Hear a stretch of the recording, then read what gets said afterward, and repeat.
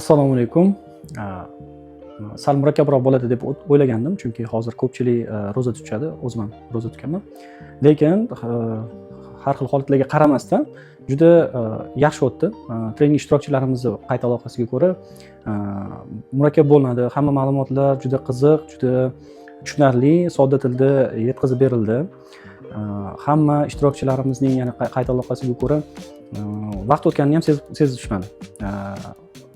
Ko'pchilik ishtirokchilarimizning ko'pchiligi treningimiz davomida har xil o'sha gamifikatsiya usullari bilan trening o'tishni o'rgatdik va o'sha ishtirokchilardan berilgan qayta aloqaga ko'ra juda qiziq ekan, juda foydali ekan. O'zini treninglarida qo'llashni birinchi kundanoq o'ylashni boshlashdi va treninglarni qanday o'zgartirish mumkinligini ham trening jarayonida muhokama ham qilishdi.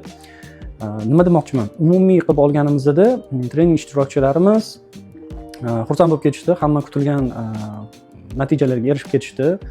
Ishtirokchilarning hammasi ham trenerlik sohasiga kirmagan, ya'ni endi boshlamoqchi bo'lganlar, endi o'ylab turganlar ham kelib o'rganishdi va o'ziga qat'iy maqsad qo'yishdi, trening o'ta olarkanman va treningni endi har xil usullarda qila olarkanman, trening sohasiga ham kirish qiziqarli ekan degan xulosalar bilan kelishdi.